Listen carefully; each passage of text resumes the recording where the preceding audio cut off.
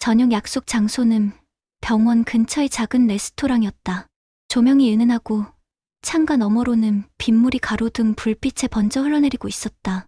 나는 테이블에 앉아 와인잔을 만지작거리며 심장이 쿵쾅거리는 소리를 애써 숨겼다. 잠시 뒤 이진호가 들어왔다.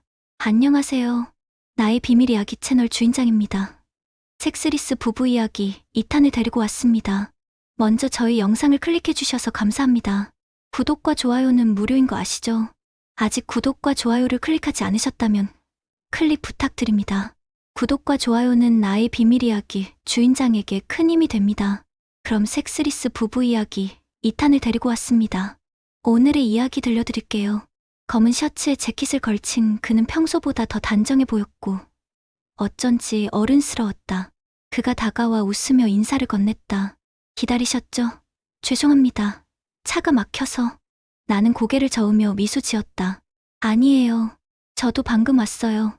하지만 사실은 20분이나 먼저 와서 메뉴판만 열었다 닫았다를 반복했다. 스테이크가 나오고 와인잔이 채워졌다. 그는 고기를 썰어 내 쪽으로 건네며 말했다. 부드러운 안심이에요. 드셔보세요. 나는 포크로 고기를 집어 입에 넣었지만 맛은 잘 느껴지지 않았다. 머릿속이 하얗게 공허해지고 온 신경은 오직 내 심장 박동에만 쏠려 있었다. 잠시 정적이 흘렀다. 내가 먼저 입을 열었다. 혹시 저한테 관심 있으세요? 그 순간 내 스스로도 놀랐다. 무슨 용기로 이런 질문을 내뱉었을까? 하지만 이미 말은 흘러나왔고 돌이킬 수 없었다. 이진호는 눈빛이 잠시 흔들리더니 이내 부드럽게 웃었다. 티 났나요? 순간 숨이 멎는 듯했다. 그의 솔직한 대답이 나를 무너뜨렸다. 사실 처음 그날 사고 났을 때부터였어요. 차문을 두드리시던 선생님을 보고 첫눈에 반했습니다. 나는 와인잔을 내려놓으며 웃었다. 사람이 그렇게 쉽게 반하나요? 쉽지 않죠. 근데 분명한 건 그날 이후 계속 생각났습니다. 그의 말 한마디가 내 귓속으로 깊이 파고들었다. 남편에게선 오랫동안 듣지 못한 고백, 누군가의 눈빛 속에서 여전히 여자로 보인다는 사실이 내 가슴을 뜨겁게 흔들었다. 우리는 그날 밤 오래도록 이야기를 나눴다. 취미, 음악, 좋아하는 영화, 사소한 일상까지. 시간이 흐를수록 대화는 점점 깊어졌고 서로의 눈빛은 자꾸만 같은 지점을 향했다. 자정을 넘긴 시각, 그는 집 앞까지 나를 데려다 주었다. 차에서 내리려는 순간 그의 손길이 내 손등에 살짝 스쳤다. 나는 숨을 멈췄다. 빗방울이 유리창에 부딪히는 소리, 가로등 불빛 아래 젖은 도로, 그리고 짧은 침묵 속에 흐르는 전류 같은 떨림. 그가 조심스레 말했다. 오늘 너무 좋았습니다. 나는 고개를 끄덕였다. 저도요. 집 문을 열고 들어왔지만 내 가슴은 여전히 쿵쾅거렸다. 남편이 자고 있는 방을 지나치며 나는 스스로에게 속삭였다. 이건 절대 들켜선 안 되는 이야기야. 그리고 그 순간 나는 이미 비밀의 문을 열어버린 것이었다. 그날 이후 내 일상은 미묘하게 달라졌다. 출근길 창밖으로 스치는 풍경이 예전보다 선명하게 보였다. 하얀 마스크 뒤로 웃음이 새어나올 뻔해 서둘러 입술을 다물곤 했다. 이유는 단 하나, 이진호의 메시지 때문이었다.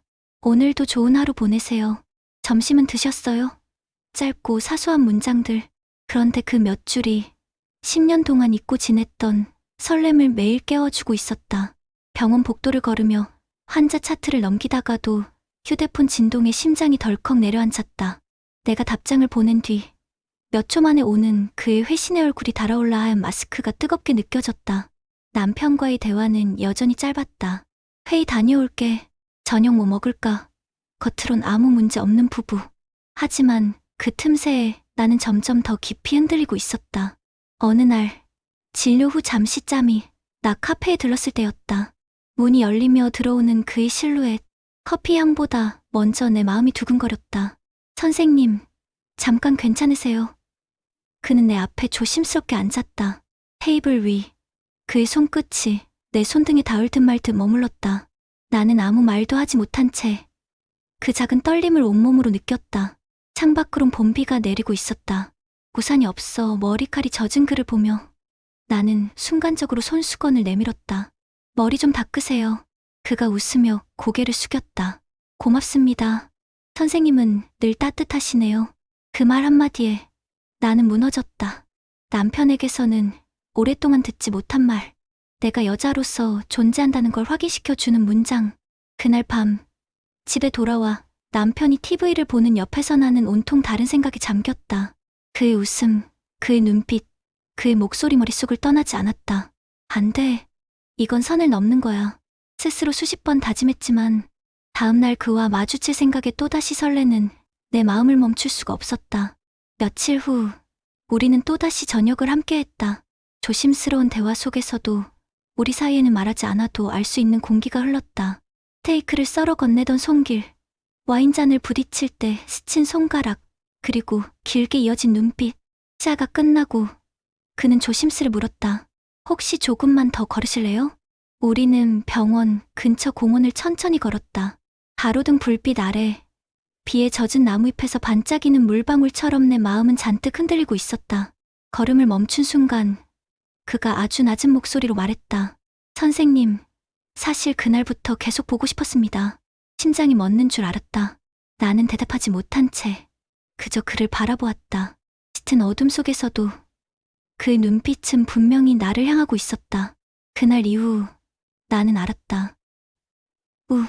니는 이미 돌아갈 수 없는 경계를 넘어섰다는 것을. 이제 남은 건 멈출 수 없는 마음뿐이라는 걸. 밤늦게 집에 돌아오면 남편은 늘 거실에 앉아 있었다. TV에서는 스포츠 뉴스가 흘러나오고 손에는 늘 같은 맥주 캔. 왔어? 그의 인사는 짧고 단조로웠다. 나는 고개를 끄덕이며 옆자리에 앉았지만 우리는 서로의 눈을 마주치지 않았다. 결혼 초에는 소파에 앉으면 자연스레 내 손을 잡던 사람이었다. 지금은 같은 공간에 있어도 담장 너머 이웃처럼 낯설었다. 그날따라 TV 소음이 유난히 거슬렸다. 나는 용기를 내어 물었다. 도준아, 우리 괜찮은 거 맞지? 그는 시선을 돌리지 않은 채 말했다. 괜찮지. 뭐가 문제야? 나는 웃어 보였지만 속은 텅 비어갔다. 그의 괜찮다는 늘 더 이상 대화하지 말자는 의미였다. 며칠 뒤 병원 근처 작은 카페. 이진호가 내 앞에 앉아 있었다. 따뜻한 커피 향기와 함께 그의 눈빛이 나를 감쌌다. 요즘 많이 힘드신가 봐요. 그가 조심스럽게 물었다. 나는 순간 모든 걸 들킨 것처럼 가슴이 철렁했다. 아니에요. 그냥 조금 피곤해서. 선생님은 늘 강해 보이지만 사실은 그렇지 않은 것 같아요.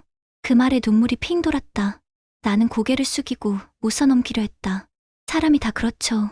다들 사는 게 쉽진 않으니까. 하지만 그 순간 내 마음 깊은 곳에서 오래 묻어두었던 갈망이 요동쳤다. 누군가 내 안을 들여다본다는 감각.